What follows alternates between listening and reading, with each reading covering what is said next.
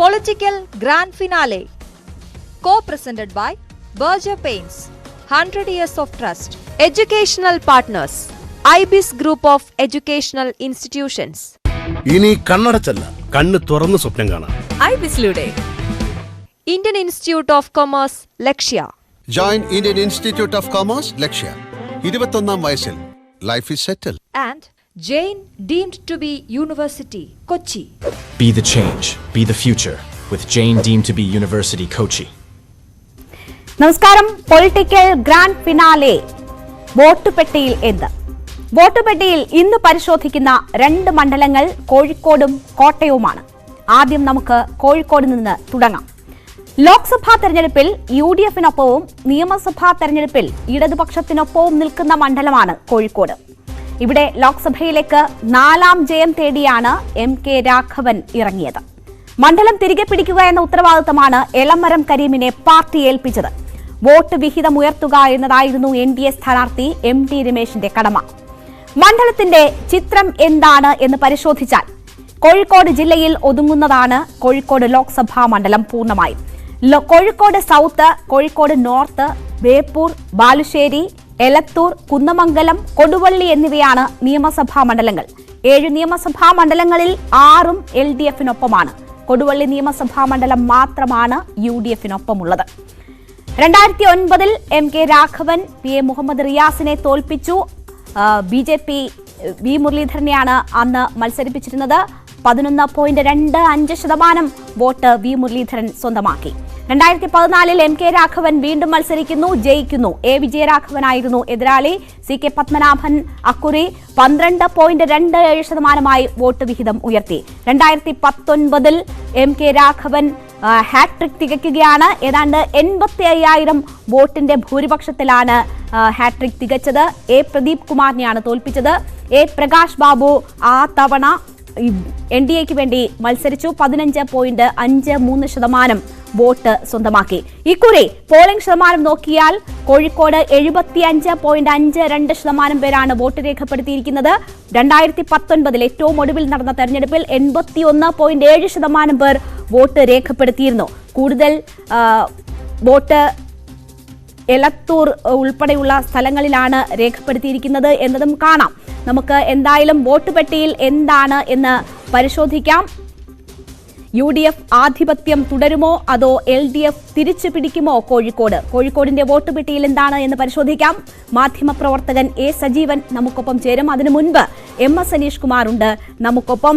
അനീഷ്, കോഴിക്കോട് മണ്ഡലം കേന്ദ്രീകരിച്ചായിരുന്നു തെരഞ്ഞെടുപ്പ് പ്രവർത്തനം അധികവും നടത്തിയത്, റിപ്പോർട്ടിംഗ് അധികവും നടത്തിയത്. പിന്നീട് വടകര കത്തിക്കയറിയപ്പോൾ കോഴിക്കോട് അല്പം നിറം മങ്ങിയെങ്കിൽ പോലും കോഴിക്കോട് 4ാം ജയം തേടിയാണ് MK രാഘവൻ ഇറങ്ങിയത്. കടുത്ത വെല്ലുവിളി ഉയർത്തുക എന്നതാണ് എളമരം കരീമിനെ സ്ഥാനാർത്ഥിയാക്കിയതിലൂടെ LDF ഉദ്ദേശിച്ചത്. MD രമേശ് എന്ന കരുത്തനായ സ്ഥാനാർത്ഥിയെ തന്നെ NDAയും നിർത്തി. എങ്ങനെയാണ് സാഹചര്യങ്ങൾ? വോട്ട് പെട്ടിയിൽ എന്തായിരിക്കും?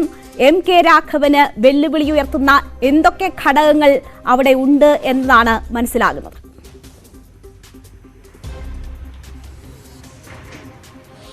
തീർച്ചയായും ഈ രേണുക സൂചിപ്പിച്ചതുപോലെ തന്നെ 2 MP-മാർ മത്സരിച്ച അങ്ങേയറ്റം വാശിയേറിയൊരു പോരാട്ടം നടന്ന മണ്ഡലമാണ് കോഴിക്കോട്. ഒരുപക്ഷെ തൊട്ടടുത്ത മണ്ഡലമായ വടകരയിൽ ഇത്രയധികം തീപാറുന്ന പോരാട്ടം നടന്നില്ലെങ്കിൽ മലബാറിലെ ശ്രദ്ധയൊക്കെ ആകർഷിക്കപ്പെടേണ്ട ഒരു മണ്ഡലവുമാണ്. കാരണം 2 ഉശരന്മാരായ സ്ഥാനാർത്ഥികളാണ് ഇവിടെ മത്സരിച്ചത്. ഈ മണ്ഡലത്തിൻ്റെ ഒരു ഗണിത തന്ത്രം ഇപ്പോഴും CPM-ന് പിടികിട്ടുന്നില്ല എന്നതാണ് വസ്തുത. കാരണം നിയമസഭാ മണ്ഡലങ്ങളുടെ കണക്കുകൾ പരിശോധിച്ചാൽ, തദ്ദേശഭരണ സ്ഥാപനങ്ങളിലെ പങ്കാളിത്തമൊക്കെ പരിശോധിച്ചാൽ ബഹുഭൂരിപക്ഷം വോട്ടുകൾക്ക് ഇപ്പോഴും CPM മുന്നിൽ വരുന്ന ഒരു മണ്ഡലം തന്നെയാണ് കോഴിക്കോട് ലോക്സഭാ മണ്ഡലത്തിന്റെ കീഴിൽ വരുന്ന ഇടങ്ങൾ. നേരത്തെ രേണുക സൂചിപ്പിച്ചു തന്നെ കൊടുവള്ളി, അതാണ് UDF-ന്റെ ഒരു പിടിവള്ളിയായി നിൽക്കുന്ന ഇടം. അവിടെയാണ് ലീഗ് വോട്ടുകളുടെ ഏറിയ പങ്കും കേന്ദ്രീകരിച്ചിരിക്കുന്നിടം. മറ്റിടങ്ങൾ എലത്തൂരായാലും ബേപ്പൂരായാലും ബാലുശ്ശേരിയായാലും ഒക്കെ CPM-ന് വലിയ ഒരു സാന്നിധ്യമുള്ള അല്ലെങ്കിൽ അവർക്ക് വലിയ വോട്ട് വിഹിതം നൽകുന്ന മണ്ഡലങ്ങളാണ്. പക്ഷേ ഈ ലോക്സഭാ തെരഞ്ഞെടുപ്പിലേക്ക് പോകുമ്പോൾ ഈ വോട്ടുകളൊക്കെ എങ്ങോട്ട് പോകുന്നു എന്ന ചോദ്യം ഈ തെരഞ്ഞെടുപ്പ് കാലത്തും കഴിഞ്ഞ തെരഞ്ഞെടുപ്പ് കാലത്തുമൊക്കെ ഉന്നയിക്കപ്പെട്ടതാണ്. പക്ഷേ CPM-ന് വ്യക്തമായൊരു മറുപടി നൽകാൻ കഴിയാത്തൊരു സാഹചര്യം. നമുക്കറിയാം 3 തെരഞ്ഞെടുപ്പുകൾക്ക് മുമ്പ് കണ്ണൂരിൽ നിന്നുമുള്ള ഒരു ആളാണ് MK രാഘവൻ കോഴിക്കോട്ടേക്ക് വണ്ടി കയറുന്നു. ഇവിടെ റിയാസിനോട് മത്സരിച്ച് കേവലം 838 വോട്ടുകൾക്കാണ് അദ്ദേഹം ആദ്യ തെരഞ്ഞെടുപ്പിൽ വിജയിക്കുന്നത്. രണ്ടാമത്തെ തെരഞ്ഞെടുപ്പിൽ അദ്ദേഹത്തിന്റെ ഭൂരിപക്ഷം ഈ CPM-ന്റെ കരുത്തനായ സ്ഥാനാർത്ഥി വിജയരാഘവൻ മത്സരിക്കുമ്പോൾ അത് ഇരട്ടിയായി വർദ്ധിപ്പിക്കുന്നു. ഇരട്ടിയല്ല 16,000-ആയി വർദ്ധിപ്പിക്കുന്ന ഒരു സാഹചര്യം. പിന്നീട് അടുത്ത തെരഞ്ഞെടുപ്പിലേക്ക് എത്തുമ്പോൾ കോഴിക്കോട്ടെ ഏറ്റവും ജനകീയനായ CPM-ന് അവതരിപ്പിക്കാൻ പറ്റുന്ന ഏറ്റവും നല്ല ജനകീയ മുഖമായ പ്രദീപ് കുമാർ MLA ആയിരുന്ന അദ്ദേഹത്തെയാണ് അവതരിപ്പിച്ചത്. പക്ഷേ അപ്പോഴും ഭൂരിപക്ഷം 85,000-ആയി ഉയരുന്ന സാഹചര്യം. ഇതിനിടയിൽ നടന്ന നിയമസഭാ തെരഞ്ഞെടുപ്പുകളിലൊക്കെ ഈ മിന്നുന്ന വിജയം LDF-ന് നേടാൻ കഴിഞ്ഞെങ്കിലും MK രാഘവൻ എന്ന ആൾ കണ്ണൂരിൽ നിന്നെത്തി രാഘവേട്ടനായി മാറിയ ഒരു മാറ്റ കാലഘട്ടമാണ് ഉണ്ടായിരുന്നത്. ഇപ്പോൾ അതുകൊണ്ട് തന്നെ അദ്ദേഹം അജയനായി നിൽക്കുന്നു എന്ന് UDF ക്യാമ്പ് പറയുന്നു. ആ വശത്തേക്കാണ് ഈ രാജ്യസഭയിലെ MP ആയ എളമരം കരീമിനെ CPM അവതരിപ്പിക്കുന്നത്. എന്തായാലും അദ്ദേഹത്തിൻ്റെ വരവൊക്കെ വലിയ രസകരമായ വരവാണ്. കാരണം കരിമിക്ക എന്ന പുതിയ ടാഗ് ലൈനൊക്കെ നൽകി അദ്ദേഹത്തെ ഇറക്കിയപ്പോൾ തന്നെ UDF ക്യാമ്പ് അപകടം മണത്തു. ആ വിളിയെ അവർ എതിർത്തു. ആ വിളി പ്രത്യേക ലക്ഷ്യം വെച്ചുള്ള വിളിയാണെന്ന് പറയുകയും ചെയ്തു. പക്ഷേ അത്തരം ആ വിളിയിലുപരി വിപുലമായ സംഘടനാ സംവിധാനത്തിൻ്റെ അടിത്തട്ട് മുതൽ പ്രവർത്തിച്ചു വന്ന ഒരാളാണ് എളമരം കരീം. അദ്ദേഹത്തിന് ട്രേഡ് യൂണിയൻ പ്രവർത്തകൻ അല്ലെങ്കിൽ ട്രേഡ് യൂണിയൻ നേതാവെന്ന രീതിയിൽ വിപുലമായ ബന്ധങ്ങളുണ്ട്. രാജ്യസഭയിലും മറ്റുമൊക്കെ ഈ ന്യൂനപക്ഷ വിഷയങ്ങളിലടക്കം ഗംഭീരമായ പ്രസംഗങ്ങളൊക്കെ നടത്തിയ ആളാണ് എന്ന് LDF ക്യാമ്പ് അവകാശപ്പെടുകയും ചെയ്യുന്നു. അത്തരത്തിൽ രണ്ട് കരുത്തന്മാർ തമ്മിലുള്ള ഒരു പോരാട്ടം നടക്കുമ്പോൾ മറുവശത്ത് NDA ക്യാമ്പ് നേരത്തെ രേണുക സൂചിപ്പിച്ച കണക്കുകൾ തന്നെ നോക്കിയാൽ നമുക്ക് കാണാം ക്രമാനുഗതമായി വോട്ടുകൾ വർദ്ധിപ്പിച്ചുകൊണ്ട് BJP മുന്നേറുന്ന ഒരു മണ്ഡലമാണ് തീർച്ചയായും കോഴിക്കോട്. നേരത്തെയും 2004-ലും MT രമേശ് ഇവിടെ മത്സരിച്ചപ്പോൾ 97,889 വോട്ടുകൾ നേടി. പിന്നീട് ഓരോ ഘട്ടങ്ങളിലായി CK പത്മനാഭൻ 1,15,760 വോട്ട് നേടുന്നു. കഴിഞ്ഞ തെരഞ്ഞെടുപ്പിൽ പ്രകാശ് ബാബു 1,61,216 വോട്ട് നേടുന്നു. ഇങ്ങനെ ഒരു A ക്ലാസ് മണ്ഡലം എന്ന രീതിയിലേക്ക് വളരുന്ന ഒരു മണ്ഡലം തന്നെയാണ് BJPക്ക്. അതുകൊണ്ട് 2 ലക്ഷത്തിലധികം വോട്ടുകൾ അല്ലെങ്കിൽ 2 ലക്ഷത്തിലധികം വോട്ടുകളാണ് BJPയും ഇത്തവണ പ്രതീക്ഷിക്കുന്നത്. അതുകൊണ്ട് അക്ഷരാർത്ഥത്തിൽ കടുത്ത പോരാട്ടം നടന്ന ഇടമാണ്. പക്ഷേ ഈ വോട്ടിംഗ് ശതമാനത്തിലെ ചെറിയ ചില കുറവുകൾ കഴിഞ്ഞ തെരഞ്ഞെടുപ്പിനെ അപേക്ഷിച്ച് 6% വോട്ടുകളുടെ ഒരു കുറവ് ഈ മണ്ഡലത്തിൽ ഉണ്ടായിട്ടുണ്ട്. അതിലും ഈ LDF മണ്ഡലങ്ങളിലും UDF-ന് സ്വാധീനമുള്ള മണ്ഡലങ്ങളിലുമൊക്കെ പ്രത്യേകിച്ചും ഈ കൊടുവള്ളി പോലുള്ള ഇടങ്ങളിലൊക്കെ വോട്ട് ഏറ്റവും കൂടുതൽ ചോർച്ച ഉണ്ടായിരിക്കുന്നത് കൊടുവള്ളിയിലാണ് എന്ന് നമുക്ക് പറയാം. 2019-നെ അപേക്ഷിച്ച് 7.3% വോട്ടിന്റെ കുറവുണ്ടായിട്ടുണ്ട്. ഇതൊക്കെ എങ്ങനെ തെരഞ്ഞെടുപ്പിൽ പ്രതിഫലിക്കും എന്നത് ഇനി വരും ദിവസങ്ങളിലെ കൂട്ടലും കിഴിക്കലും ഒക്കെ കഴിഞ്ഞ് ഫലമെത്തുമ്പോഴേക്കുമേ അറിയാൻ കഴിയൂ. രേണുക, തീർച്ചയായും എന്തായാലും ആർക്ക് സാധ്യത കൂടുതൽ എന്ന് പോലും പറഞ്ഞു വെക്കാൻ MS അനീഷ് കുമാർ തയ്യാറാകുന്നില്ല. എന്തായാലും 4ാം മൂഴം തേടിയാണ് MK രാഘവൻ അവിടെ മത്സരിക്കുന്നത്. നമുക്കൊപ്പം സജീവൻ മുതിർന്ന മാധ്യമപ്രവർത്തകൻ കൂടി ചേരുകയാണ്. മലബാറിനെ ഏറ്റവും അടുത്തെറിയുന്ന മാധ്യമപ്രവർത്തകനാണ് ശ്രീ സജീവൻ. വലിയ രീതിയിലുള്ള മത്സരമാണ് കോഴിക്കോട് നടന്നത്. തെരഞ്ഞെടുപ്പിന് ശേഷം പോളിംഗിന് ശേഷം അവലോകന യോഗം നടക്കുമ്പോൾ MK രാഘവൻ ഔദ്യോഗിക സ്ഥാനത്തിരുന്ന ചിലരുടെ പ്രവർത്തനങ്ങളെ സംബന്ധിച്ച് അവിടെ പരാതിപ്പെടുന്നൊരു സാഹചര്യം ഉണ്ടായി. പിന്നീട് T സിദ്ദീഖ് അത് തള്ളിപ്പറഞ്ഞു. അതിനുശേഷവും MK രാഘവൻ ആ ആരോപണം തുടരുന്ന തരത്തിലുള്ള ഫേസ്ബുക്ക് പോസ്റ്റൊക്കെ ഇട്ടിരുന്നു. അതൊരു ആത്മവിശ്വാസക്കുറവായി നമ്മൾ കാണണമോ? ആ നിലയിലുള്ള പ്രശ്നങ്ങൾ അവിടെ പാർട്ടിക്കുള്ളിൽ ഉണ്ടായിരുന്നോ? MK രാഘവന് 4ാം മൂഴം ലഭിക്കാനുള്ള സാഹചര്യങ്ങൾക്ക് അത് വിലങ്ങുതടിയായിട്ടുണ്ടോ? തീർച്ചയായിട്ടും കോൺഗ്രസിന്റെ ഈ നേതൃത്വ യോഗത്തിൽ രാഘവൻ ഉന്നയിച്ചിട്ടുള്ള പ്രശ്നം അത് വളരെ ഗുരുതരമായ പ്രശ്നം തന്നെയാണ്. കാരണം തൊട്ടപ്പുറത്ത് രാഹുൽ ഗാന്ധി മത്സരിക്കുമ്പോൾ, അതായത് ഈ ജില്ലയിൽ തന്നെ പെട്ട ഒരു മണ്ഡലം, നിയമസഭാ മണ്ഡലം ഉൾപ്പെടെയുള്ള ഭാഗമാണ് വയനാടിൻ്റെത്. അപ്പോൾ സ്വാഭാവികമായിട്ടും കുറെ പേര് രാഹുൽ ഗാന്ധിയുടെ പ്രചരണത്തിന് വേണ്ടി പോകുന്ന ഒരവസ്ഥയുണ്ടായി. യൂത്ത് കോൺഗ്രസിന്റെ നേതാവായിരുന്ന ഷാഫി പറമ്പിൽ ഇതിനോട് തൊട്ടപ്പുറത്ത് ഇതേ മണ്ഡലത്തിന്റെ ഇതേ ജില്ലയിൽ തന്നെ പെട്ട 2-3 മണ്ഡലങ്ങൾ ഉൾപ്പെടുന്ന വടകരയിൽ അദ്ദേഹം മത്സരിക്കുമ്പോൾ കുറെ പേര് അങ്ങോട്ടേക്ക് പോകുന്നൊരവസ്ഥ ഉണ്ടായി എന്നുള്ള കാര്യം യാഥാർത്ഥ്യമാണ്. അത് MK രാഘവൻ പറഞ്ഞത് ഒരു അതിശയോക്തിയുമില്ല. പക്ഷെ അതൊന്നുമല്ല ഇവിടെ വിധി നിർണ്ണയിക്കാൻ പോകുന്നത്. പക്ഷേ അവിടെ ഒരു കാര്യം ശ്രീ സജീവൻ, തരൂരിനൊപ്പം നിന്ന സാഹചര്യം MK രാഘവനെ സംബന്ധിച്ചുണ്ട്. അതിന് തിരിച്ചു പണിയാൻ കിട്ടിയ ഒരു അവസരം അവർ മുതലെടുത്തതായിരിക്കുമോ? ആ നിലയിൽ കൂടി കാണണമോ അതിനെ? അങ്ങനെ കാണാം. പക്ഷെ അതിനേക്കാളൊക്കെ അപ്പുറത്ത് രാഹുൽ ഗാന്ധിയുടെ മണ്ഡലത്തിൽ പോയി പ്രവർത്തിക്കുക എന്ന് പറയുന്ന ഒരു താല്പര്യം, അത് അവിടെയുള്ള MLA ആയ, വയനാട്ടിൽ MLA ആയിട്ടുള്ള സിദ്ദിഖ് ഉൾപ്പെടെയുള്ള ആള്, അദ്ദേഹത്തെ പിന്തുണയ്ക്കുന്ന ആളുകളൊക്കെ അങ്ങോട്ടേക്ക് പോയിട്ട് ഇത് യാഥാർത്ഥ്യമാണ്. പക്ഷെ അതൊന്നുമല്ല വോട്ട് മാറ്റുന്ന കാര്യം. ഈ നേതാക്കന്മാരും പ്രവർത്തകരും കുറെ പേര് അപ്പുറത്ത് പോയത് കൊണ്ട് ഇവിടെയുള്ള പ്രവർത്തനങ്ങൾ കുറയണമെന്നില്ല. ഇവിടെ കോൺഗ്രസിന് വോട്ട് ചെയ്യുന്നില്ല, UDF വോട്ട് ചെയ്യുന്ന ആളുകൾ വോട്ട് ചെയ്യാതിരിക്കണമെന്നില്ല. പക്ഷെ ഇപ്പോഴത്തെ പ്രശ്നമുള്ളത് എതിർ സ്ഥാനത്ത് മത്സരിക്കുന്ന എളമരം കരീമാണെന്നുള്ളതാണ്. എളമരം കരീം എന്ന് പറയുന്ന തൊഴിലാളി പ്രസ്ഥാനത്തിന്റെ നേതാവായിട്ട് ഇവിടെ വന്നു എന്നുള്ളത് അതും ഒരു ഘടകമേ അല്ല. കോൺഗ്രസിനെ സംബന്ധിച്ചിടത്തോളം കോൺഗ്രസ്സുകാര് എപ്പോഴും അവർക്ക് പറ്റുന്ന ജനകീയ മുഖങ്ങളെയാണ് നിർത്താറുള്ളത്. അതല്ലാതെ പലപ്പോഴും വളരെയധികം ജനസ്വാധീനമുള്ള നേതാക്കന്മാർ LDF നിർത്തും. അങ്ങനെ ഒരു രീതിയുണ്ട്. പക്ഷേ ഇവിടെയുള്ള പ്രശ്നം എന്ന് പറയുന്നത് കരീം നിൽക്കുമ്പോൾ തന്നെ നേരത്തെ ഇവിടെ പറഞ്ഞ കാര്യമുണ്ടല്ലോ, കരീം ക എന്ന ഒരു പ്രയോഗം, ആ പ്രയോഗത്തിന് വലിയ സ്വാധീനമുണ്ട്. ആ സ്വാധീനം ഉണ്ടായിട്ടുണ്ടെന്നുള്ള കാര്യത്തിൽ എനിക്ക് സംശയമില്ല. കാരണം ഇവിടെ ഒരു തരത്തിലെ സാമുദായികമായിട്ടുള്ള വോട്ട് കുറച്ചെങ്കിലും, എല്ലാ മുസ്ലിം വോട്ടുകളും സാമുദായിക മാത്രമായി ഇത് ചെയ്യുന്നു എന്നല്ല ഞാൻ പറഞ്ഞത്, പക്ഷെ സാമുദായിക ഘടകം അവിടെ വരാറുണ്ട്. അപ്പൊ സ്വാഭാവികമായിട്ടും കരീം ക എന്നുള്ള പ്രയോഗം വളരെ കൃത്യമായിട്ടും ഏഷ്യാന്റെ അടുത്ത് ഏറ്റുന്ന ഒരവസ്ഥയുണ്ടാകും. അതുകൊണ്ടാണ് തുടക്കത്തിൽ ഇവിടെ എളമരം കരീം മത്സരിക്കുന്ന സമയത്ത് നമ്മൾ ഇതുവരെ കാണാത്ത രൂപത്തിൽ അദ്ദേഹത്തിന് എളമരം കരീം വോട്ട് ചെയ്യുക, സഖാവ് എളമരം കരീമിന് വോട്ട് ചെയ്യുക തുടങ്ങിയ രീതിയിലൊക്കെയാണല്ലോ പറയുന്നത്. പക്ഷെ ആദ്യത്തെ ഘട്ടത്തിൽ നമ്മുടെ കരീം ക എന്ന രീതിയിലാണ് പോസ്റ്ററുകൾ വ്യാപകമായിട്ട് പ്രചരിപ്പിച്ചത്. അപ്പൊ സ്വാഭാവികമായിട്ടും അത് ഏതൊക്കെ മേഖലയിൽ തട്ടേണ്ടതുണ്ട് അവിടെയൊക്കെ തട്ടാൻ സാധ്യതയുണ്ട് എന്നുള്ള കാര്യം. രണ്ടാമത്തെ കാര്യം, ഇവിടെ ഈ ലീഗുമായിട്ട് കുറെ പ്രശ്നങ്ങളിലാണ് EK സുന്നിയുടെ ഒരു വിഭാഗം. ഞാൻ പൂർണ്ണമായിട്ടും EK വിഭാഗം അല്ലെങ്കിൽ സമസ്ത പൂർണ്ണമായിട്ടും ലീഗിനെതിരാണെന്നൊന്നും പറയുന്നില്ല. അതിൽ തന്നെ രണ്ട് അഭിപ്രായമുള്ള വിഭാഗങ്ങളുണ്ട്. അതിൽ ഒരു വിഭാഗം പ്രബലമായി തന്നെ പരസ്യമായി തന്നെ അവരുടെ നിലപാട് വ്യക്തമാക്കിയിട്ടുണ്ട്. അപ്പൊ സ്വാഭാവികമായിട്ടും അതിന്റെ ഒരു പ്രത്യേകത കോഴിക്കോടിന് നേരത്തെ ഇവിടെ പറഞ്ഞ പോലെ കൊടുവള്ളി പോലുള്ള മണ്ഡലം, കൊടുവള്ളിയിൽ എന്തുകൊണ്ട് വോട്ട് കുറഞ്ഞു? ഒന്നുകിൽ അവിടെ വോട്ട് ചെയ്യാതെ പോയിട്ടുണ്ട്, ബോധപൂർവമായിട്ട് വോട്ട് ചെയ്യാതെ പോയിട്ടുണ്ട് എങ്കിൽ EK പക്ഷത്തിന്റെ നിലപാട് കൂടി, അല്ലെങ്കിൽ സമസ്തയിലെ ഒരു വിഭാഗത്തിന്റെ നിലപാട് കൂടി വരുമ്പോൾ അതൊരു പ്രത്യേകമായിട്ട് ശ്രദ്ധിക്കേണ്ട കാര്യമാണ്. നേരത്തെ പറഞ്ഞ കരീം ക എന്നുള്ള നിലപാടും അതോടൊപ്പം തന്നെ ഇങ്ങനെ EK വിഭാഗത്തിന്റെ ഈ ഒരു ലീഗുമായിട്ടുള്ള സ്പർദ്ധയും ഇതെല്ലാം കൂടി ചേർത്ത് വായിക്കുമ്പോൾ അതൊരു MK രാഘവൻ പറഞ്ഞ കാര്യം, അദ്ദേഹം പറഞ്ഞ ആശങ്കയുണ്ടല്ലോ, ഇപ്പോൾ ഇത്തരം പ്രശ്നങ്ങളൊക്കെ മറികടക്കാവുന്ന രൂപത്തിലുള്ള പ്രവർത്തനം വേണ്ടിയിരുന്നു, അതിനുള്ള അത്ര ആളുകൾ ഉണ്ടായില്ല എന്ന അദ്ദേഹത്തിന്റെ ആശങ്ക തീർച്ചയായിട്ടും അദ്ദേഹത്തിന് കഴിഞ്ഞ തവണയും അതിന് മുമ്പത്തെ തവണയും ആദ്യത്തെ തവണയും അദ്ദേഹം മത്സരിക്കുമ്പോൾ ഉണ്ടാവുന്നതിനേക്കാൾ കൂടുതൽ പ്രകടമായിട്ട് കാര്യമാണ്. ആദ്യത്തെ തവണ അദ്ദേഹത്തിനെ ഇവിടെ സ്വീകരിക്കാൻ കോൺഗ്രസിലെ തന്നെ പല ആളുകളും അത്ര തയ്യാറായിരുന്നില്ല. കാരണം മനസ്സുകൊണ്ട് കുറച്ച് അകന്നു നിൽക്കുകയായിരുന്നു. ഒരു വരത്തൻ എന്നുള്ള രീതിയിലാണ് അദ്ദേഹത്തെ കണ്ടത്, ഒരു പയ്യന്നൂരുകാരൻ എന്ന രീതിയിൽ. പക്ഷേ കോഴിക്കോടിന് പ്രത്യേകത ഉണ്ട്, ചില ആളുകൾ ജയിപ്പിക്കുക, അതേ ആളെ തന്നെ അടുത്ത തെരഞ്ഞെടുപ്പിൽ പരാജയപ്പെടുത്തുകയും ചെയ്യും. വീരേന്ദ്രകുമാർ, K മുരളീധരൻ ഉൾപ്പെടെയുള്ള ആളുകളൊക്കെ അങ്ങനെ നമ്മൾ കണ്ടതാണ്. ഒരു പ്രധാനപ്പെട്ട സ്ഥാനാർത്ഥി അല്ലെങ്കിൽ പോലും അദ്ദേഹം നിഷ്കളങ്കരാണെന്ന് തോന്നി ജയിപ്പിക്കുന്ന രീതി അത് MK രാഘവന് ആദ്യത്തെ തവണ കിട്ടിയതുപോലെ നേരത്തെ അതിനു മുമ്പേ P ശങ്കറിന് കിട്ടിയിട്ടുണ്ട്.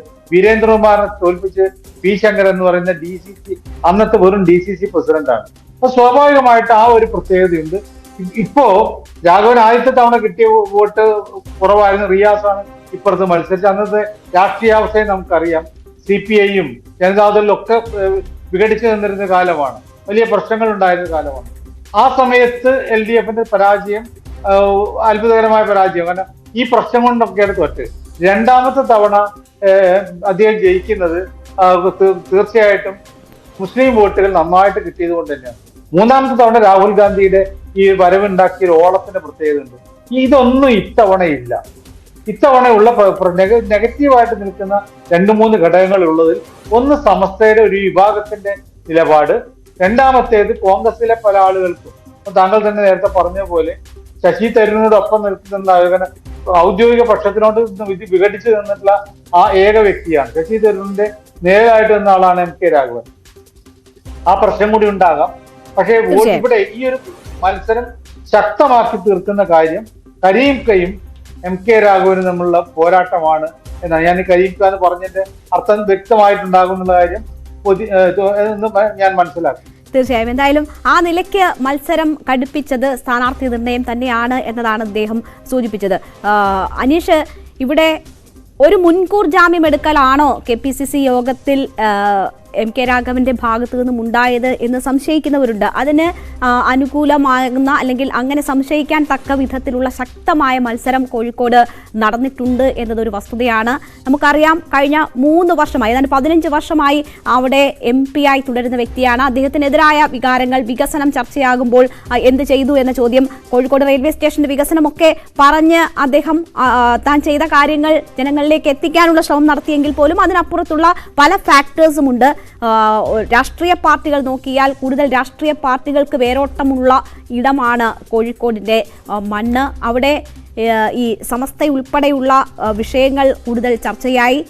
വടകരയിൽ വർഗീയമായ മുതലെടുപ്പിന് പാർട്ടികൾ ശ്രമിക്കുന്നു എന്ന് പരസ്പരം പഴിചാരുന്നു. അത് പക്ഷേ വടകരയ്ക്കും മുൻപ് കോഴിക്കോട് തുടങ്ങിയ സാഹചര്യവും ഒക്കെ ഉണ്ട്. ഇടത് ക്യാമ്പുകളുടെ അവസാന കണക്കുകൂട്ടലുകൾ എന്താണ്? ലോക്സഭയിലേക്ക് തങ്ങളെ ഈ മണ്ഡലം ആ രീതിയിൽ അനുഗ്രഹിച്ചിട്ടുള്ള സാഹചര്യങ്ങൾ കുറവാണ് എങ്കിൽ പോലും ഇക്കുറി ഒരു മാറ്റം പ്രതീക്ഷിക്കുന്നുണ്ടോ ആത്മാർത്ഥമായി ഇടത് ക്യാമ്പ്?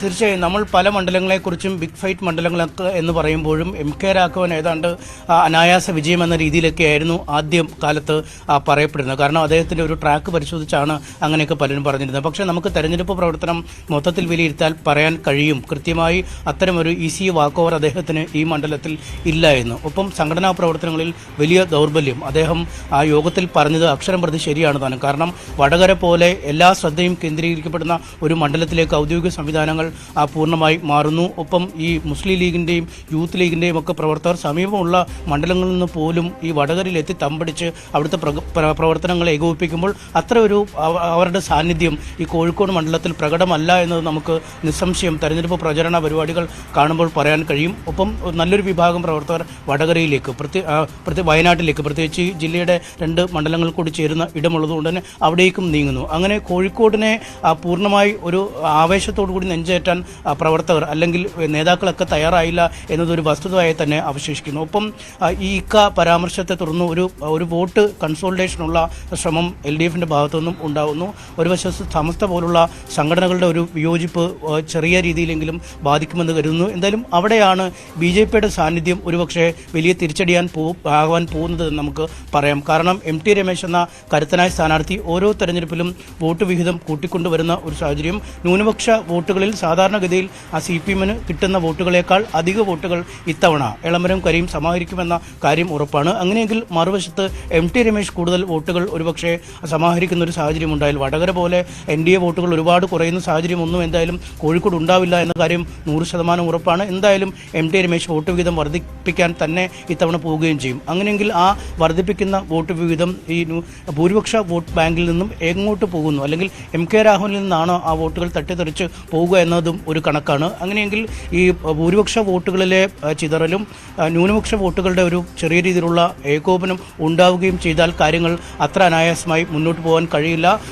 അതിൻ്റെ ഒരു പ്രതിഫലനം തന്നെയാണ് അദ്ദേഹം നേതൃയോഗത്തിൽ പറഞ്ഞിരിക്കുന്നത്. അദ്ദേഹത്തിന് തന്നെ അറിയാം പോരായ്മകളുള്ള ഒരു തെരഞ്ഞെടുപ്പ് പ്രചാരണമാണ് ഉണ്ടായത്. മറുവശത്ത് CPM വടകരയിലൊക്കെ ഫോക്കസ് ചെലുത്തുമ്പോഴും കൃത്യമായ സംഘടനാ സംവിധാനം അത് കോഴിക്കോട് മണ്ഡലത്തിൽ ചെലുത്തിയിരുന്നു. തെരഞ്ഞെടുപ്പിന് ശേഷം നമ്മൾ എളമരം കരീമിനെ കണ്ടപ്പോഴും അദ്ദേഹം പറഞ്ഞു, ഇതുവരെ നടന്നു വന്ന ചില ശീലങ്ങൾ, ഇതുവരെ നടന്നു വന്ന സംഘടനാ ദൗർബല്യങ്ങൾ ഇത്തവണ ഈ മണ്ഡലത്തിൽ ഉണ്ടാവില്ല എന്ന കാര്യം ഞാൻ ഉറപ്പ് നൽകുന്നുവെന്ന് അദ്ദേഹം പറഞ്ഞു. അതായത് പാർട്ടി കൃത്യമായ രീതിയിലുള്ള മേൽനോട്ടം, വിലയിരുത്തൽ, അവലോകനമൊക്കെ നടത്തിയാണ് ഇത്തവണ കോഴിക്കോട് മണ്ഡലത്തിലെ തെരഞ്ഞെടുപ്പിനെ നേരിട്ടിരിക്കുന്നത്. അതുകൊണ്ട് വലിയ പ്രതീക്ഷ തന്നെയാണ് CPM-നുള്ളത്. ആശങ്ക അക്ഷരാർത്ഥത്തിൽ MK രാഘവന്റെ ഭാഗത്തു നിന്നും ഉണ്ടായിരിക്കുന്നത് കോൺഗ്രസിനും അല്ലെങ്കിൽ UDF-നും ഒരു അപായ സൂചനയുമാണ്. രേണുക, തീർച്ചയായും എന്തായാലും വലിയ പ്രതീക്ഷ ഇടതുപക്ഷത്തിനെ സംബന്ധിച്ചുണ്ട്. എല്ലാ വിധത്തിലും വോട്ട് സമാഹരിക്കാൻ കഴിയുന്ന ഒരു വ്യക്തിയെ തന്നെയാണ് അവർ സ്ഥാനാർത്ഥിയാക്കിയത്. അത് ആ നിലയിൽ തന്നെ പ്രവർത്തിച്ചു എന്ന ആത്മവിശ്വാസമാണ് അവരെ സംബന്ധിച്ചുള്ളത്.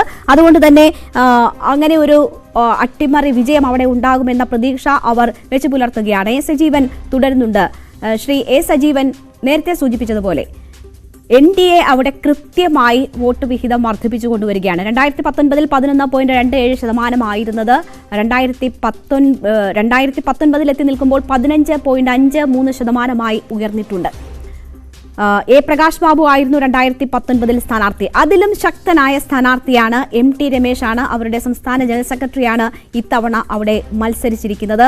സാധ്യമായ എല്ലാ വിധത്തിലും വോട്ട് സമാഹരിക്കാനുള്ള പ്രചരണ തന്ത്രങ്ങൾ അവിടെ അവർ പയറ്റുകയും ചെയ്തിട്ടുണ്ട്. ന്യൂനപക്ഷ വോട്ടുകൾ വിഘടിച്ച് LDFനും UDFനുമായി പോകുന്ന സാഹചര്യം ഉണ്ടാകുമെന്നത് നേരത്തെ തന്നെ താങ്കൾ സൂചിപ്പിച്ച ഒരു വിഷയമാണ്. അധികമായി NDA പിടിക്കുന്ന വോട്ടുകൾ നഷ്ടപ്പെടുന്നത് എവിടെ നിന്നായിരിക്കും, ആർക്കായിരിക്കും അത് അനുകൂലമായി വരിക? തീർച്ചയായിട്ടും അത് UDFന്റെ വോട്ടായിരിക്കും കൂടുതൽ പോകാൻ സാധ്യതയുള്ളത്. കാരണം LDFല് ഈ പാർട്ടി വോട്ടുകൾ എന്ന് പറയുന്നത് നമ്മൾ ഈ വല്ലാതെ പോകുന്നതല്ല. ചില പ്രത്യേക ഘട്ടങ്ങളിലാണ് അവർക്ക് വോട്ട് കുറയാറുള്ളത്.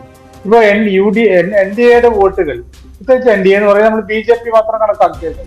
BJPയുടെ വോട്ടുകൾ അത് സ്വാഭാവികമായിട്ട് ആദ്യം വളരെ ഒരു കൃത്യമായിട്ട് 4, 5, 6% നിന്നൊരു കാലം ഉണ്ടായിരുന്നു. അവിടെ നിന്ന് വളരെ ശക്തമായിട്ടുള്ള കുത്തനെയുള്ള കയറ്റമാണ് പിന്നീട് NDAക്ക് ഉണ്ടായിട്ട്. നേരത്തെ പറഞ്ഞ പോലെ കഴിഞ്ഞ തവണ മത്സരിച്ച പ്രകാശ് ബാബുവിനേക്കാൾ വളരെ ഉന്നതിയിലുള്ള നേതാവ് തന്നെയാണ് ഇത്തവണ മത്സരിച്ചുള്ള രമേശ്. സ്വാഭാവികത അദ്ദേഹത്തിന് ജനങ്ങളുടെ ഇടയിൽ വളരെയധികം സ്വാധീനമുണ്ട്. അദ്ദേഹം അനാവശ്യമായ തർക്കങ്ങളിലേക്കൊന്നും പോകുന്ന ആളല്ല. ഈ സംഘടനാപരമായിട്ട് കാര്യങ്ങളിൽ വളരെയധികം കണിശത പുലർത്തുന്ന ആളാണ്, ജനകീയനാണ്. ഇത്തരം കാര്യങ്ങളൊക്കെ ഉണ്ട്. പരമാവധി വോട്ട് പിടിക്കാൻ അദ്ദേഹത്തിന് കഴിയും. പക്ഷെ രമേശ് ജയിക്കുമോ ഇല്ല എന്നുള്ള ചോദ്യം ഇവിടെ അപ്രസക്തമാണ്. അതിന് സാധ്യത വളരെ കുറവാണ്, തീരെ കുറവാണ്. തീരെ കുറവെന്നല്ല, ഇല്ല എന്ന് പറയാം. പക്ഷെ അദ്ദേഹം കൂടുതൽ പിടിക്കുന്ന വോട്ട് LDFന്റെ ഭാഗത്ത് പോകണമെങ്കിൽ പ്രത്യേകമായ അങ്ങനെയുള്ള കാരണങ്ങളുണ്ട്. ഒരു സ്വാഭാവികമായിട്ടും ഭരണത്തിലുണ്ടാവുന്ന കുറെ പ്രശ്നങ്ങളുടെ രീതിയില് മനംമടുത്തുള്ള വോട്ടുകൾ അതുകൊണ്ട് ഒന്നുകിൽ UDFലേക്ക് പോകാം, അല്ലെങ്കിൽ NDAയിലേക്ക് പോകാം. ഈ രണ്ടിലേക്കും പോകാൻ സാധിക്കും. പക്ഷെ അതല്ലാതെ സാമുദായികമായി പിടിക്കുന്ന കുറെ വോട്ടുകൾ രാമക്ഷേത്രവുമായി ബന്ധപ്പെട്ട്, അതല്ലെങ്കിൽ ആ തരത്തിലുള്ള സാമുദായിക വികാരം ഉണ്ടാക്കിയിട്ടുള്ള വോട്ടുകൾ, ആ വോട്ടുകൾ കുറച്ചുകൂടി രണ്ടിൽ നിന്ന് പോകാൻ സാധ്യതയുണ്ടെങ്കിൽ പോലും കുറച്ചുകൂടി കൂടുതൽ വോട്ട് നഷ്ടപ്പെടുക UDFനായി. അപ്പൊ അതിന്റെ നേട്ടം സ്വാഭാവികമായിട്ട് LDFന് അനുകൂലമായിട്ട് വരും. രണ്ടാമത്തെ പ്രശ്നം, നമ്മൾ മറ്റു പല പുറത്തുനിന്ന് കാണുന്ന പോലെയല്ല. സമസ്തയുടെ ശക്തി കേന്ദ്രങ്ങളിൽ ഒന്ന്, മലപ്പുറം പോലെ തന്നെ ശക്തി കേന്ദ്രമായിട്ടുള്ള ഒന്നാണ് കോഴിക്കോട്. രണ്ടാം മണ്ഡലത്തിൽ സമസ്ത എടുത്തൊരു തീരുമാനം, ഇത്തവണ അഹമ്മദ് ദേവർകോവിൽ ജയിക്കുകയും MLA ആവുകയും മന്ത്രിയാവുകയും ചെയ്തതിന് പിന്നിലുള്ള കാരണം അഹമ്മദ് ദേവർകോവിലിനെ സമസ്ത പിന്തുണച്ചുകൊണ്ടല്ല. കോഴിക്കോട് സൗത്ത് മണ്ഡലം എന്ന് പറയുന്നത് മുസ്ലിം ഭൂരിപക്ഷ പ്രദേശമായിട്ടുള്ളതാണ്. പക്ഷേ അവിടെ നൂർബിന റഷീദ് മത്സരിച്ചപ്പോൾ സമസ്തയ്ക്ക് അത്ര താല്പര്യം ഉണ്ടായിരുന്നില്ല. വനിതകൾ മത്സരിക്കുന്നതിനോട് താല്പര്യം ഉണ്ടായിരുന്നില്ല. അത് അതിന്റെ നേതാക്കന്മാർ പലരും പരസ്യമായി പറയുകയും ചെയ്തു. നമ്മൾ റിസൾട്ട് കണ്ടില്ലേ. അപ്പൊ അങ്ങനെയുള്ള ഒരു പ്രശ്നമുണ്ട്. കൊടുവള്ളി, കോഴിക്കോട് സൗത്ത്, ഈ രണ്ട് മണ്ഡലം പ്രത്യേകിച്ചും, അത് കൂടാതെ കോഴിക്കോട് നോർത്ത് ഉൾപ്പെടെയുള്ള മണ്ഡലങ്ങളിലൊക്കെ ഇവിടെയൊക്കെ നല്ല സ്വാധീനം സമസ്തയ്ക്കുണ്ട്. സമസ്തയുടെ നേതാക്കന്മാർ, ഇപ്പം കൊടുവള്ളി മണ്ഡലത്തിൽപ്പെട്ട ആളാണ് ഉമർ ഫൈസി മുക്കം. അദ്ദേഹം പരസ്യമായി തന്നെ പറഞ്ഞില്ലേ, കാന്തപുരത്തിന്റെ ആളുകൾ പറഞ്ഞു, നിങ്ങൾ ഇവിടെ വികസന പ്രവർത്തനങ്ങൾ നടത്തുന്നതല്ല, അതൊരു മണ്ഡലത്തിന്റെ കേന്ദ്രീകരിച്ച് പറഞ്ഞല്ല, വികസന പ്രവർത്തനങ്ങൾ നടത്തുന്നുണ്ടോ ഇല്ലയോ എന്നുള്ളതല്ല ഞങ്ങളുടെ അണികളോട് ശ്രദ്ധിക്കാൻ പറഞ്ഞിട്ടുള്ളത്. പാർലമെന്റിൽ നിർണായക ഘട്ടത്തിൽ എന്തെല്ലാം പറഞ്ഞു. ഇവിടെ കോഴിക്കോട് മത്സരിക്കുന്ന 2 MP-മാരാണ്, ഒരാൾ ലോക്സഭാ MP-യും ഒരാൾ രാജ്യസഭാ MP-യും. ഈ 2 MP-മാരിൽ 2 പേരുടെയും ഒരാൾ വികസനത്തെ കുറിച്ചാണ് പറഞ്ഞുകൊണ്ടിരിക്കുന്നത്, മറ്റാള് പാർലമെന്റിൽ ശക്തമായിട്ട് പ്രതികരിക്കുകയും ഉള്ള കാര്യങ്ങൾ പ്രതികരിക്കുകയൊക്കെ ചെയ്തതിന്റെ കാര്യം ഞാൻ എന്റെ അഭിപ്രായം പറയുന്നില്ല, ഈ AP വിഭാഗം പറഞ്ഞാണ്. അത് ശരിയാണ് എന്നൊരു ചർച്ചയിൽ, ഞാൻ കൂടി പങ്കെടുത്തൊരു ചർച്ചയിൽ EK വിഭാഗത്തിന്റെ നേതാവും പറഞ്ഞു, ശരിയാണ്, അത്തരം കാര്യങ്ങളാണ് പരിഗണിക്കേണ്ടത് എന്ന് പറയുമ്പോൾ അവരുടെ നിലപാട് എന്താണ്? ഞാൻ എപ്പോഴും പറഞ്ഞത് പൂർണ്ണമായിട്ട് സമസ്ത അപ്പുറത്തല്ല, സമസ്തയിൽ നല്ലൊരു ശതമാനം ആളുകളും ലീഗ് പക്ഷക്കാരാണ്. പക്ഷെ അവിടെയുള്ള വോട്ടിൽ എത്രമാത്രം ഇപ്പുറത്തെ LDFിലേക്ക് പോകുന്നു എന്നത് ഒരു പ്രധാനപ്പെട്ട കാര്യമാണ്. സ്വാഭാവികമായിട്ടും ഈ NDA പിടിക്കുന്ന അധിക വോട്ടും ന്യൂനപക്ഷത്തിലുണ്ടാവുന്ന ഇത്തരത്തിലുള്ള LDFന് അനുകൂലമായിട്ട് മാറുന്ന വോട്ടുകളും തീർച്ചയായിട്ടും രാഘവൻ അത്ര വിജയം എളുപ്പമാക്കില്ല എന്നതിൽ ഒരു സംശയമില്ല. ഒരു പക്ഷേ എന്നല്ല, കരീമിനെ ജയിക്കാനുള്ള സാധ്യത തള്ളിക്കളയാനേ പറ്റില്ല. തീർച്ചയായും എന്തായാലും ആ സാധ്യത തള്ളിക്കളയുന്നില്ല എന്നതാണ് മുതിർന്ന മാധ്യമപ്രവർത്തകൻ എ സജീവൻ ചൂണ്ടിക്കാട്ടുന്നത്. എന്തായാലും ലോക്സഭയിലേക്കും കോഴിക്കോട് ചുവക്കുമോ എന്നത് കാത്തിരുന്ന് തന്നെ കാണണം. എന്തായാലും ജൂൺ 4 വരെ ആ കാത്തിരിപ്പ് തുടരും. ശക്തമായ മത്സരമാണ് നടന്നിരിക്കുന്നത്. ഹാട്രിക് തികച്ച് 4ാം ഊഴത്തിന് ഇറങ്ങിയ MK രാഘവന് അത്ര പന്തിയല്ല കാര്യങ്ങൾ. കഴിഞ്ഞ 3 തവണയും പടിപടിയായി വോട്ട് ഉയർത്തി, ഒപ്പം തന്നെ ഭൂരിപക്ഷം ഉയർത്തിയ MK രാഘവന് ഇത്തവണ പ്രതികൂലമാകുന്ന നിരവധി ഘടകങ്ങൾ കോഴിക്കോടിനെ സംബന്ധിച്ച് ഉണ്ടായിട്ടുണ്ട് എന്നതാണ് ചൂണ്ടിക്കാട്ടപ്പെട്ടത്. എന്തായാലും ആ സസ്പെൻസ് തുടരും ജൂൺ 4 വരെ. എന്തായാലും ശക്തമായ മത്സരമാണ്. കോഴിക്കോട് ചുവക്കാനുള്ള സാധ്യത തള്ളിക്കളയാൻ ആകില്ല എന്നതാണ് സൂചിപ്പിക്കപ്പെട്ടത്. നമുക്ക് കോട്ടയം മണ്ഡലത്തിലേക്ക് കൂടി പോകണം. പൊളിറ്റിക്കൽ ഗ്രാൻഡ് ഫിനാലെയിൽ ചെറിയ ഒരു ഇടവേള. അവകാശപ്പെട്ടതുപോലെ 4 പുതിയ രേഖകൾ കോടതിക്ക് മുന്നിൽ സമർപ്പിച്ചിട്ടുണ്ട്.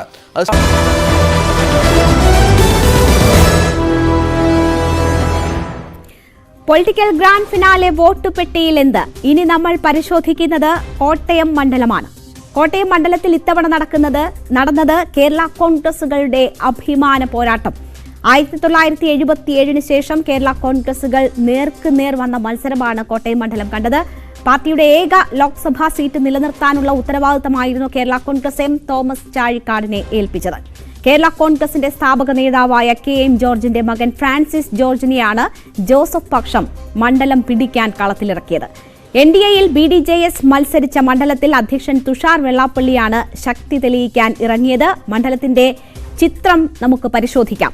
എറണാകുളം ജില്ലയിലെ പിറവം ഉൾപ്പെടെ 7 നിയമസഭാ മണ്ഡലങ്ങൾ ഉൾക്കൊള്ളുന്നതാണ് കോട്ടയം ലോക്സഭാ മണ്ഡലം. ഏറ്റുമാനൂർ, കോട്ടയം, പുതുപ്പള്ളി, വൈക്കം, പാല, കടുത്തുരുത്തി എന്നിവയാണ് മറ്റു മണ്ഡലങ്ങൾ. 5ഇടത്ത് UDFും 2ഇടത്ത് LDFും എന്നതാണ് 2021 നിയമസഭാ തെരഞ്ഞെടുപ്പിലെ നില. കേരള കോൺഗ്രസ് മുന്നണി മാറി ഇടതിനൊപ്പം എത്തിയിട്ടും വൈക്കവും ഏറ്റുമാനൂരും മാത്രമാണ് നിയമസഭാ തെരഞ്ഞെടുപ്പിൽ ഇടതിനൊപ്പം നിന്നത്. 17 ലോക്സഭാ തെരഞ്ഞെടുപ്പുകളിൽ 12ലും UDFിനൊപ്പം നിന്ന മണ്ഡലമാണ് കോട്ടയം എന്ന് പറയുമ്പോൾ തന്നെ ഇടതിന് ഹാട്രിക്കും സമ്മാനിച്ചിട്ടുണ്ട് കോട്ടയം. മണ്ഡലത്തിലെ UDF ആധിപത്യം അവശേഷിക്കുന്നുണ്ടോ? മുന്നണി മാറിയ കേരള കോൺഗ്രസിനെ കോട്ടയം എങ്ങനെ പരിഗണിക്കും? കോട്ടയത്തിന്റെ വോട്ട് പെട്ടിയിൽ എന്താണ് എന്ന് പരിശോധിക്കാം. മാധ്യമപ്രവർത്തകൻ ജോർജ് പൊടിപ്പാറ നമുക്കൊപ്പം ചേരും. അതിനു മുൻപ് G ശ്രീജിത്തും നമുക്കൊപ്പം ചേരും. ചെറിയ ഒരു ഇടവേളയ്ക്ക് ശേഷം.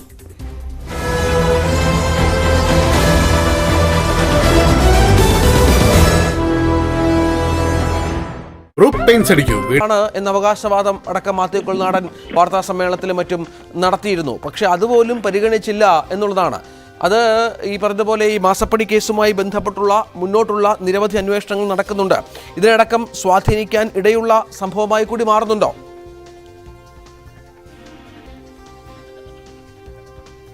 വിനോദ്, മാസപ്പടി കേസിൽ ഇപ്പോൾ മുഖ്യമന്ത്രി പിണറായി വിജയൻ, മകൾ വീണ വിജയൻ എന്നിങ്ങനെ 7 പേർക്കെതിരെ സമർപ്പിച്ച ഹർജി, മാസപ്പടി കേസിൽ കുഴൽനാടന്റെ ഹർജി അത് തള്ളിയിരിക്കുന്നു. വിനോദ്, തുടരാം.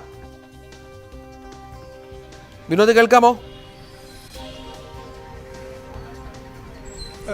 രഞ്ജിത്ത്, ഇപ്പോൾ ഈ ഹർജി തള്ളിക്കൊണ്ടുള്ള നടപടിയാണ് വിജിലൻസ് കോടതിയിൽ നിന്ന് ഉണ്ടായിരിക്കുന്നത്. രഞ്ജിത്ത് പറഞ്ഞതുപോലെ തന്നെ വലിയ രാഷ്ട്രീയ കോളിളക്കമുണ്ടാക്കിയ ഒരു കേസ് തന്നെയാണ്. മുഖ്യമന്ത്രിയുടെ മകൾ കരിമണൽ കമ്പനിയിൽ നിന്ന് മാസപ്പടി വാങ്ങി അതിന് ആധാരമായത് ഈ കരിമണൽ കടത്തുന്നതിന് ഉൾപ്പെടെയുള്ള കരിമണൽ ഇടപാടുമായി ബന്ധപ്പെട്ട് വലിയ തോതിൽ തിരിമറികൾ നടന്നു, അല്ലെങ്കിൽ വഴിവിട്ടുള്ള ഇടപാടുകൾ നടന്നു. അതിന് പ്രതിഫലമായി മാസപ്പടി വാങ്ങി എന്ന തരത്തിലുള്ള മാത്യു കുഴൽനാടന്റെ ആരോപണം, ആ ആരോപണം വലിയ തോതിൽ ചർച്ചയാവുകയും രാഷ്ട്രീയ കേരളം ഏറ്റെടുക്കുകയും വാദപ്രതിവാദങ്ങൾ ഉണ്ടാകുകയും സഭയ്ക്കകത്തും പുറത്തും വലിയ തോതിൽ രാഷ്ട്രീയ വിഷയമായി ഉയർന്നു വരികയും ചെയ്ത ഒരു സംഭവമാണ്.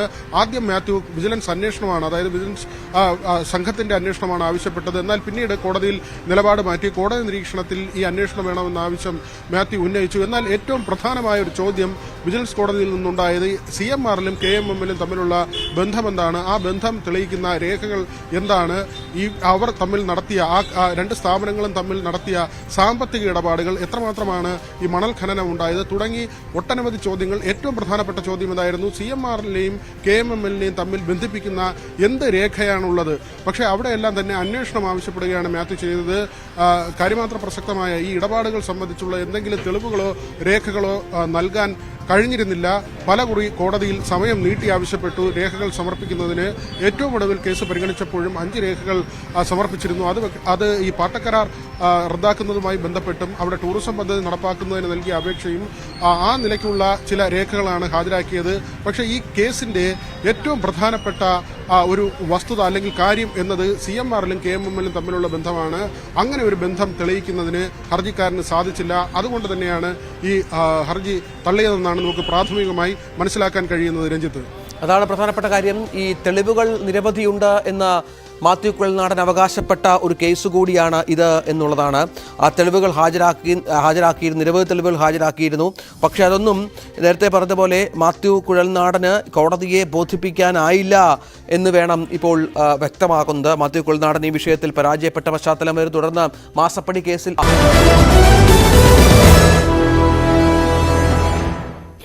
പൊളിറ്റിക്കൽ ഗ്രാൻഡ് ഫിനാലെ വോട്ട് പെട്ടിയിൽ എന്ത്, കോട്ടയത്തിന്റെ വോട്ട് പെട്ടിയിൽ എന്താണ് എന്നാണ് പരിശോധിക്കുന്നത്. മാധ്യമപ്രവർത്തകൻ ജോർജ് പൊടിപ്പാറ നമുക്കൊപ്പം അല്പസമയത്തിനകം ചേരും.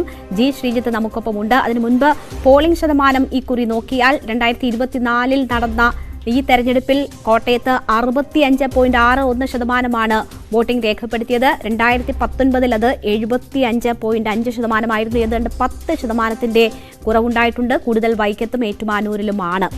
ജി ശ്രീജിത്ത് ഉണ്ട്. ശ്രീജിത്ത്, കോട്ടയത്ത് UDF കോട്ടയിൽ ഇളക്കം തട്ടുമോ ഇത്തവണ എന്നതാണ് നമ്മൾ നോക്കുന്നത്. കേരള കോൺഗ്രസ് ഇടതുപക്ഷത്തേക്ക് വന്നതിന് ശേഷം നടക്കുന്ന ആദ്യ ലോക്സഭാ തെരഞ്ഞെടുപ്പ് എന്ന പ്രത്യേകതയാണുള്ളത്. അത് ഏത് വിധത്തിൽ പ്രതിഫലിക്കുമെന്നാണ് മനസ്സിലാക്കുന്നത്. ജോസ് വിഭാഗം ആത്മവിശ്വാസത്തിലാണോ?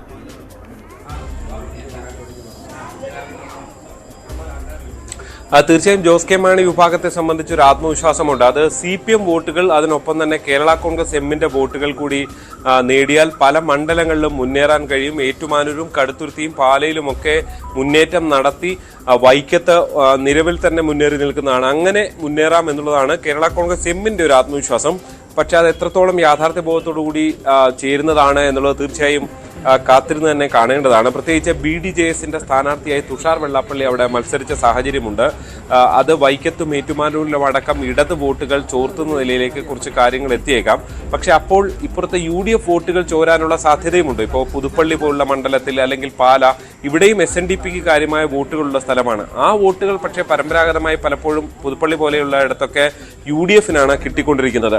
അതുകൊണ്ട് തന്നെ ഈ ഇരുവിഭാഗത്തിൽ നിന്നും SNDP വോട്ടുകൾ ചോരാനുള്ള സാധ്യതയുണ്ട്. അപ്പോഴാണ് പൊതുരാഷ്ട്രീയ സാഹചര്യത്തിലേക്ക് പരിഗണിക്കേണ്ടി വരിക. അവിടെ പൊതുരാഷ്ട്രീയ സാഹചര്യം ഒരുപക്ഷെ LDFന് അനുകൂലമല്ല എന്നുള്ളത് ഒരു പരിധിവരെ അവിടെ ഒരു UDF മണ്ഡലം, പ്രത്യേകിച്ച് 7 നിയമസഭാ മണ്ഡലത്തിൽ 5 UDF ആണ് ഈ കഴിഞ്ഞ ഇടത് തരംഗത്തിനിടയിലും വിജയിച്ചത് എന്നുള്ളത് വളരെ പ്രധാനപ്പെട്ടതാണ്. അതുകൊണ്ട് ജോസ് കെ മാണി വിഭാഗത്തിന് കാര്യങ്ങൾ അത്ര എളുപ്പമല്ല എന്ന് തന്നെ ചുരുക്കി പറയേണ്ടി വരും. രേണുക, തീർച്ചയായും ജോർജ് പൊടിപ്പാറ നമുക്കൊപ്പം ചേരുകയാണ്. ശ്രീ ജോർജ് പൊടിപ്പാറ, UDF കോട്ട മാറി ചിന്തിക്കുമോ എന്നതാണ് ചോദ്യം. അവിടെ 2 ഫാക്ടർ, നേരത്തെ സൂചിപ്പിച്ചതുപോലെ BDJS സ്ഥാനാർത്ഥി എത്തുന്നു എന്നത് വളരെ കൃത്യമായി വോട്ടുകൾ എങ്ങനെ വിഭജിക്കപ്പെടാനുള്ള സാധ്യത എന്നൊരു സാഹചര്യം അവിടെ നിലനിൽക്കുന്നു. ഈ 10% വോട്ടിന്റെ കുറവ് ഇത്തവണ രേഖപ്പെടുത്തിയതിലുണ്ട് എന്നതൊരു പ്രധാനപ്പെട്ട കാര്യമാണ്. അതിൽ ഏറ്റവും കൂടുതൽ വോട്ട് രേഖപ്പെടുത്തിയിരിക്കുന്നത് വൈക്കവും ഏറ്റുമാനൂരുമാണ്. ഏറ്റുമാനൂരിൽ വൈക്കത്ത് മാത്രമാണ് 70% കൂടുതൽ പോളിംഗ് നടന്നിട്ടുള്ളത് എന്ന കാര്യം നോക്കണം. LDFന്റെ ശക്തി കേന്ദ്രങ്ങളിൽ വോട്ട് കൃത്യമായി പതിഞ്ഞു എന്ന് വേണമോ മനസ്സിലാക്കാൻ? ഈ 2 ഫാക്ടേഴ്സ് എങ്ങനെയായിരിക്കും അവിടെ വർക്ക് ചെയ്യുക? കേരള കോൺഗ്രസുകൾ ഏറ്റുമുട്ടിയ തെരഞ്ഞെടുപ്പിൽ ആർക്കാണ് മേധാവിത്വമുള്ളത്? ശ്രീജിത്തിന്റെ നിരീക്ഷണങ്ങൾ ഏറെക്കുറെ യാഥാർത്ഥ്യമായിട്ട് ചേർന്ന് പോകുന്നതാണെന്ന് എനിക്ക് തോന്നുന്നു. ഇപ്പൊ ചൂണ്ടിക്കാണിച്ച കാര്യങ്ങളൊന്നും എടുത്തു നോക്കുക. ഒരുപക്ഷെ കേരളത്തിലെ ഏതെങ്കിലും ഒരു ലോക്സഭാ മണ്ഡലത്തില് 7-ൽ 5 മണ്ഡലങ്ങളും UDF നിയമസഭാ തെരഞ്ഞെടുപ്പിൽ ജയിച്ച 5 മണ്ഡലങ്ങൾ ഉൾപ്പെടുന്ന വേറെ ഏതെങ്കിലും സ്ഥലം, ഒരുപക്ഷെ മലപ്പുറത്തെങ്ങാനും ഉണ്ടെങ്കിലേ ഉള്ളൂ. മലപ്പുറം ലോക്സഭാ സീറ്റിന്റെ കാര്യത്തിൽ ഒഴിച്ചാൽ ബാക്കി ഒരിടത്തും തന്നെ 7-ൽ 5 സീറ്റുകളും UDF നിയമസഭാ തെരഞ്ഞെടുപ്പിൽ ജയിച്ച ഒരു ലോക്സഭാ കോൺസ്റ്റിറ്റ്യുവൻസി ഉണ്ടാവാൻ സാധ്യതയില്ല. അപ്പൊ ആ രീതിയിൽ, അതും ശ്രീജിത്ത് കൃത്യമായി പറഞ്ഞതുപോലെ കഴിഞ്ഞ ഇടത് തരംഗത്തിലും 5 സീറ്റുകൾ UDF ജയിച്ച ഒരു മണ്ഡലം പിറവം, അതുപോലെ തന്നെ കടുത്തുരുത്തി, പാല, അതുപോലെ പുതുപ്പള്ളി, കോട്ടയം. അപ്പോൾ പരമ്പരാഗതമായിട്ട് തന്നെ ഒരു UDF മണ്ഡലമാണ് കോട്ടയം. അത് കേരള കോൺഗ്രസ് എം കൂടി ഉണ്ടായിരുന്ന സമയത്ത് അത് പൂർണ്ണമായിട്ടും ആ രീതിയിൽ തന്നെ കാണാവുന്ന ഒരു മണ്ഡലമായിരുന്നു. പക്ഷെ ഇപ്പോൾ ഈ തെരഞ്ഞെടുപ്പിൽ ഏറ്റവും വലിയ പ്രത്യേകത കേരള കോൺഗ്രസ് എം UDF വിട്ട ശേഷം നടക്കുന്ന ആദ്യത്തെ ലോക്സഭാ തെരഞ്ഞെടുപ്പാണ്. ആദ്യത്തെ നിയമസഭാ തെരഞ്ഞെടുപ്പ് നമ്മൾ കണ്ടതാണ്. അങ്ങനെ ജോസ് കെ മാണി വിഭാഗം ചേർന്നിട്ട് പോലും 5 നിയമസഭാ മണ്ഡലങ്ങളിൽ, ഈ ലോക്സഭാ മണ്ഡലത്തിന്റെ പരിധിയിൽ വരുന്ന 5 നിയമസഭാ മണ്ഡലങ്ങളിൽ UDFന് ജയിക്കാനായി. അപ്പൊ സ്വാഭാവികമായിട്ടും ഒരു പ്രോ UDF മണ്ഡലമാണ് കോട്ടയം എന്ന കാര്യത്തിൽ നമുക്ക് സംശയമില്ല. അങ്ങനെ ഒരു ഒരു ഒരു മനസ്സ്, ഒരു പ്രണയം സൂക്ഷിക്കുന്ന ഒരു മണ്ഡലമാണ് കോട്ടയം. അപ്പൊ ഇപ്പോഴത്തെ എന്താ പ്രത്യേകത? ഇത്തവണത്തെ പ്രത്യേകത എന്താന്ന് വെച്ചാൽ, അതായത് LDF വോട്ടുകളും അതുപോലെ ജോസ് കെ മാണിയുടെ വോട്ടുകളും ചേരുമ്പോൾ ഒരത്ഭുതത്തിന് സാധ്യതയുണ്ട് എന്നാണ് അവർ പ്രതീക്ഷിക്കുന്നത്, LDF പ്രതീക്ഷിക്കുന്നത്. പ്രത്യേകിച്ച് വൈക്കത്തും ഏറ്റുമാനൂരും പെർസെൻറ്റേജ് കൂടിയിരിക്കുന്നു. മറ്റ് 5 മണ്ഡലങ്ങളിലും പെർസെൻറ്റേജ് കഴിഞ്ഞ തവണത്തെ അപേക്ഷിച്ച് കാര്യമായി ഏതാണ്ട് 10% കുറഞ്ഞിരിക്കുന്നു. അപ്പൊ ഈ പ്രതീക്ഷയിൽ ഊന്നിക്കൊണ്ടാണ് LDF അവരുടെ കണക്കുകൂട്ടൽ നടത്തുന്നത്. പക്ഷെ ആ കണക്കുകൂട്ടലിനെ അട്ടിമറിക്കുന്ന ഒരു ഘടകം എന്ന് പറയുന്നത്, അങ്ങനെ എന്തെങ്കിലും ഒരു കണക്കുകൂട്ടൽ ഉണ്ടെങ്കിൽ പോലും അതിനെ അട്ടിമറിക്കുന്ന ഒരു ഘടകം എന്ന് പറയുന്നത് BDJSന്റെ സ്ഥാനാർത്ഥിയായിട്ട് സാക്ഷാൽ വെള്ളാപ്പള്ളി നടേശന്റെ മകൻ തുഷാർ വെള്ളാപ്പള്ളിയുടെ ഒരു രംഗപ്രവേശമാണ്. ഇപ്പോ അദ്ദേഹം പറയുന്നു, വെള്ളാപ്പള്ളി നടേശൻ പറയുന്നത്, ഞാൻ എൻ്റെ മകനോട് മത്സരിക്കേണ്ട, അല്ലെങ്കിൽ മത്സരിക്കുന്നതിനോട് ഞാൻ താല്പര്യം കാണിച്ചിട്ടില്ല. മാത്രമല്ല, അദ്ദേഹം എൻ്റെ മകനായതുകൊണ്ട് BDJS സ്ഥാനാർത്ഥി എന്നുള്ള നിലയ്ക്ക് SNDPയുടെ പിന്തുണ അദ്ദേഹത്തിന് കൊടുക്കണമെന്നോ അദ്ദേഹത്തെ വിജയിപ്പിക്കണമെന്നോ ഞാൻ ആരോടും പറഞ്ഞിട്ടില്ല. ഇതൊന്നും നമുക്ക് മുഖവിലേക്ക് എടുക്കാൻ കഴിയുന്ന കാര്യങ്ങളല്ല. അതായത് വൈക്കം അതുപോലെ തന്നെ ഏറ്റുമാനൂർ, ഈ 2 മണ്ഡലങ്ങളാണ് പൊതുവിൽ ഏറ്റവും കൂടുതൽ ഈഴവ വോട്ടുകളുള്ള അല്ലെങ്കിൽ SNDP വോട്ടുകളുള്ള മണ്ഡലങ്ങൾ. പ്രത്യേകിച്ച് വൈക്കം SNDPയുടെ ശക്തി കേന്ദ്രമാണ്. ആ ഈഴവ വോട്ടുകളുടെ പിൻബലത്തിലാണ് എല്ലാ കാലത്തും ഈ വൈക്കം നിയോജക മണ്ഡലം, ബാക്കി എല്ലാ മണ്ഡലങ്ങളും വിജയിക്കുമ്പോഴും കോട്ടയം മണ്ഡലത്തിൽ വരുന്ന വൈക്കത്ത് UDFന് വിജയിക്കാൻ കഴിയുന്നില്ല. അല്ലെങ്കിൽ വൈക്കം എപ്പോഴും ഒരു ബാലി കയറാൻ മലയായിട്ട് UDFന്റെ മുമ്പിൽ നിൽക്കുന്നു. വൈക്കം നഗരസഭ പല ഘട്ടത്തിലും UDF ഭരിച്ചിട്ടുണ്ട്. പക്ഷെ വൈക്കം മണ്ഡലം ആസ് എ ഹോൾ പിടിക്കാൻ UDFന് കഴിയാറില്ല. വൈക്കം എപ്പോഴും ഒരു ഇടത് കോട്ടയായിട്ട് തന്നെ നിൽക്കുകയാണ്. ഇപ്പോ ഏറ്റുമാനൂർ നിയോജക മണ്ഡലവും ഒരു പരിധിവരെ ആ മണ്ഡലം പുനഃസംഘടനയ്ക്ക് ശേഷം കുറെ ഭാഗങ്ങളൊക്കെ UDFന് മേധാവിത്വമുള്ള അല്ലെങ്കിൽ കുറെയൊക്കെ സ്വാധീനമുള്ള മേഖലകളാണെങ്കിലും ഈ കുമരകം പോലുള്ള, തിരുവാർപ്പ് പോലുള്ള ആ പഞ്ചായത്തുകളൊക്കെ അതിൽ വന്നതോടുകൂടി വൈക്കവും ഈഴവ വോട്ടുകളുടെ ബലത്തിൽ LDFന് വിജയിക്കാൻ എളുപ്പമുള്ള ഒരു മണ്ഡലമായിട്ടാണ് കരുതുന്നത്. ബാക്കിയുള്ള 5 മണ്ഡലങ്ങൾ എടുത്താൽ പിറവം ഈ വൈക്കമായിട്ടോ ഏറ്റുമാനൂരിന്റെ ഈ ഞാൻ നേരത്തെ പറഞ്ഞ മേഖലകളുമായിട്ടോ ഒരു താരതമ്യമില്ലാത്ത ജാതി സമവാക്യങ്ങൾ അല്ലെങ്കിൽ മതപര യാക്കോബായ സഭയ്ക്കൊക്കെ നല്ല സ്വാധീനമുള്ള ഒരു മേഖലയാണ് പിറവം. അതുപോലെ പാല കത്തോലിക്ക കേന്ദ്രമാണ്. അതുപോലെ തന്നെയാണ് നമുക്കറിയാം പുതുപ്പള്ളി, കോട്ടയം, ഈ പറഞ്ഞ കടുത്തുരുത്തി, ഈ മേഖലകളിലൊക്കെ UDFന് ഇപ്പോഴും നല്ല ശക്തിയുള്ള സ്ഥലങ്ങളാണ്. പക്ഷെ പെർസെൻറ്റേജ് കുറഞ്ഞെങ്കിൽ പോലും ഞാൻ വിചാരിക്കുന്നത് ഈ പെർസെൻറ്റേജ് കുറവ് എന്ന് പറയുന്നത് 2 രീതിയിലാകാം. ഒന്ന്, ഈ പറഞ്ഞ മണ്ഡലങ്ങളിലെല്ലാം ധാരാളം പ്രവാസികളുണ്ട്, വോട്ടർ പട്ടികയിൽ വേണ്ടത്ര ശുദ്ധീകരണം നടന്നിട്ടില്ല. മാത്രമല്ല, ഒരു വിഭാഗം വോട്ടർമാർക്കിടയിൽ വലിയൊരു മരവിപ്പുണ്ടായിട്ടുണ്ട്. ഈ മരവിപ്പ് എന്ന് പറയുന്നത് ആരെയാണ് ബാധിച്ചിരിക്കുക? ഒരുപക്ഷെ ഭരണവിരുദ്ധ വികാരം കൊണ്ട്, മറ്റെന്തൊക്കെയോ കാരണങ്ങൾ കൊണ്ട് ഇടതുപക്ഷത്തെ ഒരു വിഭാഗം വോട്ടുകൾ മരവിച്ചതാണോ? സർക്കാർ ഉദ്യോഗസ്ഥർ പോലും ഈ DA അടക്കമുള്ള പല കാര്യങ്ങളും ലഭിക്കാത്തൊരു സാഹചര്യത്തിൽ ഈ സർക്കാരിനെതിരെ അവരുടെ കുടുംബങ്ങളൊക്കെ ചിന്തിക്കുന്നത് കൊണ്ട് അവർ വോട്ട് ചെയ്യാതെ മാറി നിന്നതാണോ? ഇങ്ങനെ ഒരുപാട് ഘടകങ്ങൾ എടുത്ത് ചിന്തിക്കുമ്പോൾ ഈ ഭരണവിരുദ്ധ വികാരം വളരെ ആകാൻ സാധ്യതയുള്ള ഒരു മണ്ഡലമാണ്. ഇപ്പൊ പുതുപ്പള്ളിയിലെ എല്ലാ കഴിവുകളും ഉപയോഗിച്ച് ഇടതുമുന്നണി പോരാടിയിട്ടും ചാണ്ടി ഉമ്മൻ 35,000-ലധികം വോട്ടിന്റെ ഭൂരിപക്ഷത്തിൽ വിജയിച്ചു. അപ്പൊ സ്വാഭാവികമായിട്ടും അവിടെയൊക്കെ നടന്ന ഒരു രാഷ്ട്രീയം എന്ന് പറയുന്നത് ഒരു പ്രോ LDF അല്ലെങ്കിൽ ഒരു ഭരണവിരുദ്ധ വികാരം അവിടെയൊക്കെ വളരെ വ്യക്തമായിട്ട് പ്രകടമായി. ഈ വികാരം ഒരുപക്ഷെ ഏറ്റവും കൂടുതൽ സ്വാധീനിക്കുന്ന ഒരു സ്ഥലമായിരിക്കാം കോട്ടയം. ജോസ് കെ മാണിയെ സംബന്ധിച്ചിടത്തോളം ഇതൊരു അഭിമാന പോരാട്ടമാണ്. കേരള കോൺഗ്രസിന്റെ ഒരു നിലനിൽപ്പ്, ആ പാർട്ടിയുടെ തന്നെ നിലനിൽപ്പിനെ പോലും ഒരുപക്ഷെ ഭാവി എന്താ പറയാ നീക്കങ്ങളെ സ്വാധീനിക്കുന്ന വളരെ വളരെ നിർണായകമായ ഒരു തെരഞ്ഞെടുപ്പായിട്ട് ഇത് മാറിയേക്കാം. തീർച്ചയായും. ഒരുപക്ഷെ ഈ തെരഞ്ഞെടുപ്പിൽ ഏതെങ്കിലും രീതിയിൽ ഒരു തിരിച്ചടി ഉണ്ടായാൽ ജോസ് കെ മാണിക്കും അദ്ദേഹത്തോടൊപ്പം നിൽക്കുന്നവർക്കും അദ്ദേഹത്തിന്റെ വോട്ട് ബാങ്കിലും തന്നെ വലിയൊരു വിള്ളലുണ്ടാകാം. തീർച്ചയായും വലിയ ആ നിലയിൽ കേരള കോൺഗ്രസിന്റെ നിലനിൽപ്പുമായി ബന്ധപ്പെട്ട് പോലും വളരെ നിർണായകമാണ് ഈ കുറിയുള്ള തെരഞ്ഞെടുപ്പ്. അതുകൊണ്ട് തന്നെയാണ് സിറ്റിംഗ് MP ആ സീറ്റ് നിലനിർത്തുക എന്ന ഭാരിച്ച ഉത്തരവാദിത്തം അവർ വലിയ രീതിയിൽ ഏറ്റെടുക്കുകയും അതിനുവേണ്ടി പ്രവർത്തിക്കുകയും ഒക്കെ ചെയ്തിട്ടുള്ളത്. ശ്രീജിത്ത് തോമസ് ചാഴിക്കാടനിലേക്ക് വന്നാൽ അദ്ദേഹം MP ആയിരിക്കുമ്പോൾ ചെയ്തിട്ടുള്ള കാര്യങ്ങളുണ്ട്. മികച്ച പാർലമെന്റേറിയൻ എന്ന നിലയിലുള്ള അദ്ദേഹത്തിന്റെ പ്രവർത്തനങ്ങൾ അവിടെയുണ്ട്. അതൊക്കെ അവർ ഒരു പ്ലസ് ആയിട്ട് തന്നെ കാണുകയാണ്. പ്രത്യേകിച്ച് നേരത്തെ സൂചിപ്പിച്ചതുപോലെ ഇടതോട്ടുകൾ കൂടി ചേരും എന്ന വിശ്വാസം, ആ മേഖലകളിൽ കൃത്യമായി വോട്ട് രേഖപ്പെടുത്താൻ കഴിഞ്ഞിട്ടുണ്ട് എന്ന ആത്മവിശ്വാസവും ഒക്കെ ഉണ്ട്. പക്ഷേ ഇതൊക്കെ ഉള്ളപ്പോൾ തന്നെയും നിയമസഭാ തെരഞ്ഞെടുപ്പിൽ മുന്നണി മാറ്റം വലിയ രീതിയിലൊന്നും പ്രതിഫലിച്ചിട്ടില്ല ഈ മണ്ഡലങ്ങളുടെ കാര്യങ്ങൾ നോക്കിയാൽ എന്നത് ഒരു വസ്തുതയാണ്. നേരത്തെ സൂചിപ്പിച്ചത് മലപ്പുറത്ത് മാത്രമാണ് എല്ലാ മണ്ഡലങ്ങളും UDF നിയമസഭയിൽ നേടിയ മണ്ഡലം ഉള്ളത്. പക്ഷേ ഇവിടെ ഭൂരിപക്ഷമുണ്ട് എന്ന് പറയുമ്പോൾ പോലും കേരള കോൺഗ്രസ് വന്നതിൻ്റെ ഒരു ആധിപത്യം ഉറപ്പിക്കൽ ആയി നമുക്കതിനെ കാണാൻ കഴിയാത്തൊരു സാഹചര്യം ജോസ് കെ മാണിയുടെ കാര്യം നോക്കുമ്പോൾ ഉണ്ട്. എത്രമാത്രം നിർണായകമാണ് ജോസ് കെ മാണിയെ സംബന്ധിച്ച് ഈ തെരഞ്ഞെടുപ്പ്? ക്രൈസ്തവ വോട്ടുകൾ വലിയ നിർണായകമായ മണ്ഡലമാണ്. അത് ആർക്കൊപ്പം എന്ന് നിർണയിക്കുന്ന തെരഞ്ഞെടുപ്പ് കൂടിയാണ് ഇത്. അത് ഏത് നിലയിൽ പോയിട്ടുണ്ട് കേരള കോൺഗ്രസുകൾക്കിടയിൽ എന്നതാണ് മനസ്സിലാക്കാൻ കഴിയുന്നത്.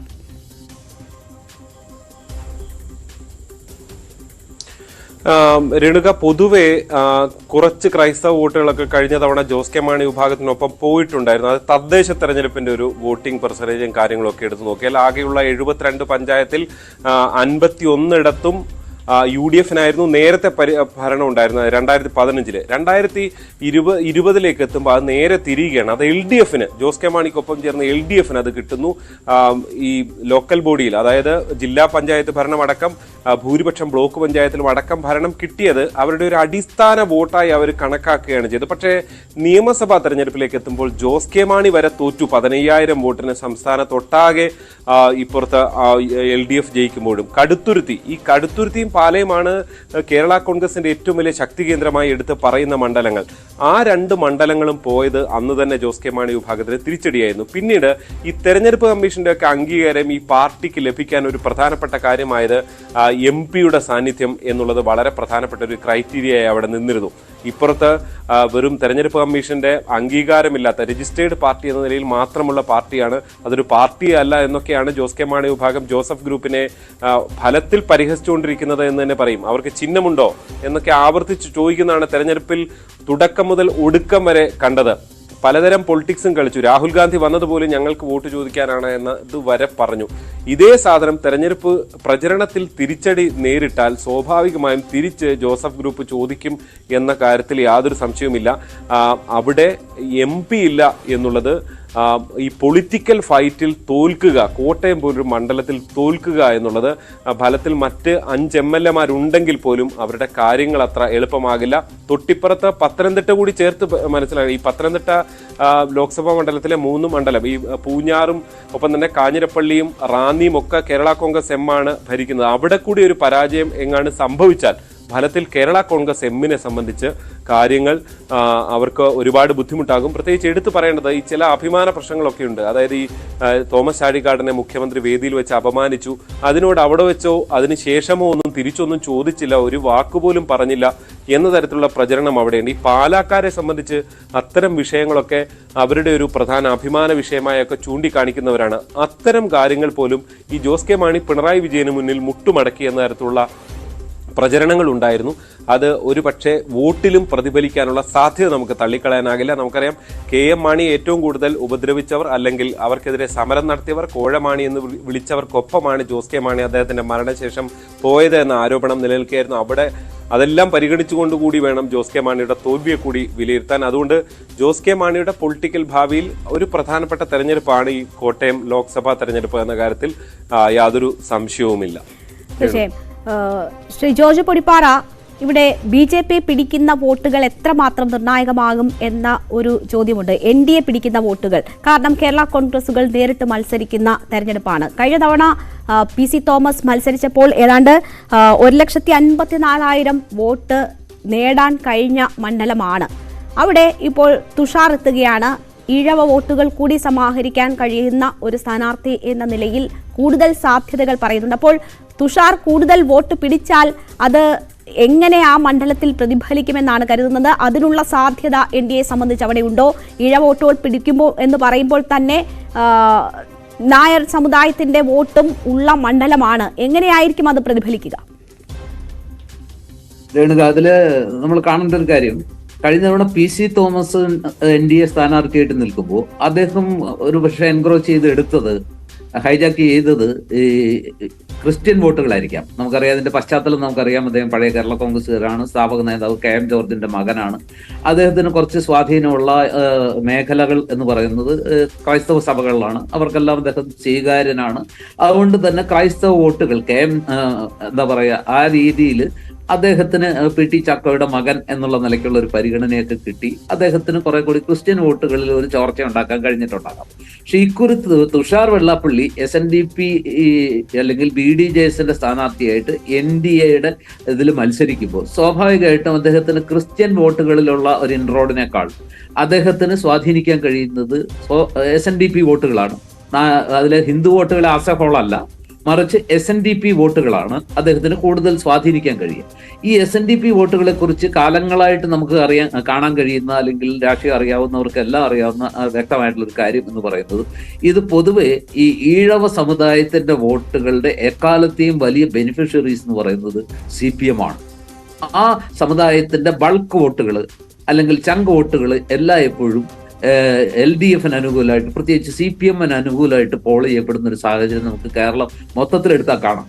അപ്പോൾ സ്വാഭാവികമായിട്ട് അതുകൊണ്ട് നമ്മൾ ഈ തെരഞ്ഞെടുപ്പിൽ നമ്മൾ കാണേണ്ട ഒരു വിഷയം, BDJ സ്ഥാനാർത്ഥിയായിട്ട് തുഷാർ വെള്ളാപ്പള്ളി വരുന്നു. അദ്ദേഹത്തിന് വലിയ സ്വാധീനമുള്ള, അദ്ദേഹത്തിന്റെ സമുദായത്തിന് വലിയ സ്വാധീനമുള്ള SNDP യോഗം ശാഖകളൊക്കെ വളരെയധികമുള്ള വൈക്കം പോലെ, അതുപോലെ തന്നെ ഏറ്റുമാനൂർ പോലുള്ള മണ്ഡലങ്ങൾ, മറ്റു പാലായിലും എല്ലായിടത്തും SNDPയുടെ സാന്നിധ്യമുണ്ട് ഈ പറഞ്ഞ മേഖലകളിലെല്ലാം. അപ്പോൾ സ്വാഭാവികമായിട്ടും അദ്ദേഹം ചോർത്തുന്ന വോട്ടുകൾ, അല്ലെങ്കിൽ അദ്ദേഹത്തിന് അനുകൂലമായിട്ട് പോകുന്ന വോട്ടുകൾ, അവിടെ ഒരു കാര്യം നമ്മൾ ആലോചിക്കേണ്ടതുണ്ട്. സ്വന്തം മകൻ വളരെ മറ്റു പല മണ്ഡലങ്ങളിലെ NDA സ്ഥാനാർത്ഥികളെക്കാൾ ഒരു മോശം പ്രകടനത്തിലൂടെ പരിഹാസ്യനാകുന്നത് ശ്രീ വെള്ളാപ്പള്ളി നടേശന് സഹിക്കാവുന്ന കാര്യമല്ല. അപ്പൊ സ്വാഭാവികമായിട്ടും അദ്ദേഹം അത്തരം ഒരവസ്ഥ ഉണ്ടാകാതിരിക്കാനുള്ള ഒരു ഇടപെടലൊക്കെ മിക്കവാറും നടത്തുന്നുണ്ടാകും എന്ന് തന്നെയാണ് ഞാൻ വിശ്വസിക്കുന്നത്. അങ്ങനെ വന്നാൽ രേണുകയ്ക്ക് അറിയാവുന്നത് പോലെ തന്നെ ഈ തവണ PC തോമസ് ചോർത്തിയത് ക്രിസ്ത്യൻ വോട്ടുകളാണെങ്കിൽ അതൊരു പക്ഷേ UDFന് ആണ് നഷ്ടം വരുത്തിയതെങ്കിൽ, ഇക്കുറി തുഷാർ വെള്ളാപ്പള്ളി ചോർത്തുന്ന വോട്ടുകൾ കൂടുതലും ഈഴവ വോട്ടുകളായിരിക്കും, SNDP വോട്ടുകളായിരിക്കും. ആ വോട്ടുകൾ ഈ പറഞ്ഞ ഇടതുപക്ഷത്തിന് അല്ലെങ്കിൽ ഇടതു മുന്നണിക്കും CPMനും മേധാവിത്വമുള്ള ഏറ്റുമാനൂർ വൈക്കം മണ്ഡലങ്ങളിലായിരിക്കും അതിന്റെ പ്രതിഫലനം ഏറ്റവും കൂടുതൽ ഉണ്ടാകുക. അവിടെ പോളിംഗ് കൂടിയത് പോലും ഈ ത്രികോണ മത്സരം വളരെ ശക്തമായ രീതിയിൽ അവിടെ അരങ്ങേറിയത് കൊണ്ടാകാം. മറ്റു മണ്ഡലങ്ങളിൽ അങ്ങനെ ഒരു ത്രികോണ മത്സരത്തിന്റെ പ്രതീതി ഉണ്ടായിട്ടില്ല. നേരെ മറിച്ച് ഈ 2 മണ്ഡലങ്ങളിൽ വളരെ ശക്തമായി തന്നെ ഒരു ത്രികോണ മത്സരത്തിന്റെ പ്രതീതി ഉണ്ടായി. അതിന്റെ ഒരു പ്രതിഫലനമാകാം ആ 2 മണ്ഡലങ്ങളിൽ വോട്ടിംഗ് പെർസെന്റേജ് കൂടിയത് എന്നാണ് ഞാൻ വിചാരിക്കുന്നത്. തീർച്ചയായും ശ്രീ ജോർജ് പൊടിപ്പാറ, അങ്ങനെ ഒരു ഫാക്ടർ, അത് അങ്ങനെ വോട്ട് ചോരുകയാണെങ്കിൽ അത് തോമസ് ചാഴിക്കാടിന് അനുകൂലമായ സാഹചര്യം സൃഷ്ടിക്കില്ല എന്ന ഒരു സൂചനയാണ് താങ്കൾ തന്നത്. അതോടൊപ്പം തന്നെ കോട്ടയത്തെ സംബന്ധിച്ച് റബ്ബർ വില വലിയ തരത്തിൽ ചർച്ചയാകുന്ന മണ്ഡലമാണ്. സംസ്ഥാന സർക്കാർ സ്വീകരിക്കുന്ന നിലപാടുകൾ അക്കാര്യത്തിൽ എന്ത് എന്നത് ചർച്ചയായിട്ടുണ്ട്. സ്വാഭാവികമായും ഉണ്ടാകുന്ന സംസ്ഥാന സർക്കാരിനെതിരായ വികാരം ഒരു വിഷയമാണ്. അങ്ങനെയൊക്കെയുള്ള വിഷയങ്ങൾ കൂടി, ജനകീയ വിഷയങ്ങൾ കൂടി ചർച്ച ചെയ്ത തെരഞ്ഞെടുപ്പാണ് കോട്ടയം. പ്രത്യേകിച്ചും പെൻഷൻ ഉൾപ്പെടെയുള്ള വിഷയങ്ങൾ സാധാരണ ജനങ്ങൾക്കിടയിൽ ഉണ്ടാക്കിയ വികാരമുണ്ട്. അതും കേരള കോൺഗ്രസ് എമ്മിനെ സംബന്ധിച്ച് തിരിച്ചടി സൃഷ്ടിക്കാനുള്ള സാഹചര്യങ്ങളുണ്ടോ? അവിടെ തീർച്ചയായിട്ടും ആ പാലായിലെ പ്രസംഗം, ആ വേദിയിൽ, അതായത് തോമസ് ചാഴിക്കാടൻ, അദ്ദേഹത്തെ കുറിച്ച് വ്യക്തിപരമായിട്ട് പറയുകയാണെങ്കിൽ അദ്ദേഹം ഒരു MP എന്നുള്ള നിലയ്ക്ക് അദ്ദേഹത്തിന്റെ MP ഫണ്ടുകളൊക്കെ വളരെ നന്നായിട്ട് വിനിയോഗിക്കുകയും കോട്ടയം റെയിൽവേ സ്റ്റേഷൻ അടക്കമുള്ള വികസന പ്രവർത്തനങ്ങളിൽ സക്രിയമായി അല്ലെങ്കിൽ എന്താ പറയുക പങ്കെടുക്കുകയല്ല, അതിന് ഇടപെടൽ നടത്തി വിജയിപ്പിച്ച ഒരാളാണ്. വ്യക്തി എന്നുള്ള നിലയ്ക്കും അദ്ദേഹം പൊതുവിൽ സ്വീകാര്യനാണ്, മിതഭാഷിയാണ്. അങ്ങനെ ഒരു എന്താ പറയുക, ഓവറായിട്ട് ആരെയും വിമർശിക്കുകയോ കുറ്റപ്പെടുത്തുകയോ ആരോപണങ്ങൾ ഉന്നയിച്ച് തെറ്റൊന്നും ചെയ്യുകയോ ചെയ്യുന്ന അങ്ങനെ ഒരു ജെന്റിൽമാൻ പൊളിറ്റീഷ്യനാണ്. അതിലൊന്നും യാതൊരു സംശയമില്ല. ഫ്രാൻസിസ് ജോർജ് ആണെങ്കിൽ പല രീതിയിൽ മാറി മാറി ഇങ്ങനെ ജനാധിപത്യ കേരള കോൺഗ്രസിന്റെ ഭാഗമായി അങ്ങനെ പല ഘട്ടത്തിലും മാറി മാറി അദ്ദേഹം മണ്ഡലംകാരനല്ല എന്നുള്ള ഒരു പ്രശ്നമുണ്ട്. പിന്നെ നമ്മുടെ തോമസ് ചാഴിക്കാടന്റെ ഒരു അഡ്വാൻറ്റേജ് കൂടി പറയാൻ കഴിയുന്നത് അദ്ദേഹം ജ്ഞാനായ കത്തോലിക്കനാണ്. ഇപ്പൊ കോട്ടയത്താണ് ജ്ഞാനായ കത്തോലിക്കയുടെ അതിരൂപത. കേരളത്തിൽ ഏക ജ്ഞാനായ കത്തോലിക്ക അതിരൂപത എന്ന് പറയുന്നത് കോട്ടയമാണ്. ഒരു ജ്ഞാനായ കത്തോലിക്കൻ എന്നുള്ള നിലയ്ക്ക് ജ്ഞാനായ സമുദായത്തിന് നല്ല സ്വാധീനമുള്ള മേഖലകളാണ് ഏറ്റുമാനൂരും അതുപോലെ തന്നെ ഈ പറഞ്ഞ കടുത്തുരുത്തിയും. ആ മേഖലകളിലെല്ലാം ജ്ഞാനായ കത്തോലിക്ക സമൂഹം നല്ല ശക്തിയുള്ള ഒരു സമൂഹമാണ്, ഒരു വിഭാഗമാണ്. അവർ എൻ ബ്ലോക്ക് ആയിട്ട് തോമസ് ചാഴിക്കാടനോടൊപ്പം നിന്നാൽ അതൊരു അഡ്വാൻറ്റേജ് ആണ്. പക്ഷെ അവിടെ ഒരു പ്രശ്നം എന്താണെന്ന് വെച്ചാൽ ജ്ഞാനായ കത്തോലിക്കരുടെ ഒരു വിഷയം, അവർക്ക് ഈ പറഞ്ഞ കേരള കോൺഗ്രസുമായിട്ടൊക്കെ സ്നേഹമാണ്, തോമസ് ചാഴിക്കാടനുമായിട്ട് സ്നേഹമാണ്. പക്ഷെ അവർ പൊതുവിൽ ഒരു പ്രോ കോൺഗ്രസ് ലൈനുള്ള ഒരു സമുദായമാണ്. അവർ കഴിഞ്ഞ കാലങ്ങളിലെല്ലാം ആ ഒരു ലൈനിൽ നിന്ന് UDF ആണ്. തോമസ് ചാഴിക്കാടൻ UDF-ലാണെങ്കിൽ ജ്ഞാനായ കത്തോലിക്ക വോട്ടുകൾ എൻ ബ്ലോക്ക് ആയിട്ട് ഒരു പക്ഷെ അദ്ദേഹത്തിന് കിട്ടും. പക്ഷെ അദ്ദേഹം ഇപ്പൊ LDF-ന്റെ ഭാഗമായതുകൊണ്ട് കഴിഞ്ഞ കാലങ്ങളിൽ അദ്ദേഹത്തിന് കിട്ടിയ അതേ അളവിൽ ജ്ഞാനായ സമുദായത്തിന്റെ വോട്ടുകൾ കിട്ടുമോ എന്ന കാര്യത്തിൽ എനിക്ക് സംശയമുണ്ട്. അത് ഒരുപക്ഷെ അങ്ങനെ സംഭവിച്ചില്ലെങ്കിൽ അദ്ദേഹത്തിന് തീർച്ചയായും നിരവധി ഘടകങ്ങൾ പ്രതികൂലമായി ഉണ്ട് എന്നത് കൂടി താങ്കൾ സൂചിപ്പിക്കുകയാണ്. അപ്പോൾ പോലും ഒരു എഡ്ജ് താങ്കൾ കൊടുക്കുന്നത് ആർക്കായിരിക്കും, ഒരു സാധ്യത താങ്കൾ കൊടുക്കുന്നത് ആർക്കായിരിക്കും കേരള കോൺഗ്രസുകൾ തമ്മിലുള്ള നേരിട്ടുള്ള മത്സരത്തിൽ?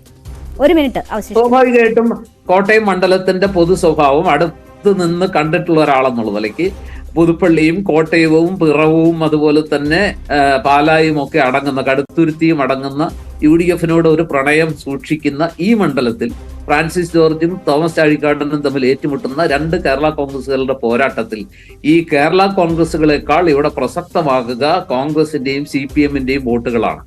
അതുകൊണ്ട് തന്നെ കോൺഗ്രസിന് നല്ല മേധാവിത്വമുള്ള, കോൺഗ്രസിന്റെ സജീവമായ പ്രവർത്തനമുള്ള പുതുപ്പള്ളിയും കോട്ടയവും കടുത്തുരുത്തിയും ഒക്കെ ഉൾപ്പെടുന്ന ഈ പിറവടക്കമുള്ള ഈ മണ്ഡലങ്ങളുടെ UDF ആഭിമുഖ്യം പരിഗണിക്കുമ്പോൾ എനിക്ക് തോന്നുന്നു ഫ്രാൻസിസ് ജോർജിന് ആണ് ഒരു എഡ്ജ് കൂടുതലുള്ളത്. പാലായിൽ പോലും ജോസ് കെ മാണിയുടെ അനുകൂലമായൊരു തരംഗമില്ല. മറിച്ച് അങ്ങനെയെങ്കിൽ എന്തെങ്കിലും ഉണ്ടായിരുന്നെങ്കിൽ അദ്ദേഹം കഴിഞ്ഞ നിയമസഭാ തെരഞ്ഞെടുപ്പിൽ തോൽക്കുന്ന പ്രശ്നമില്ല.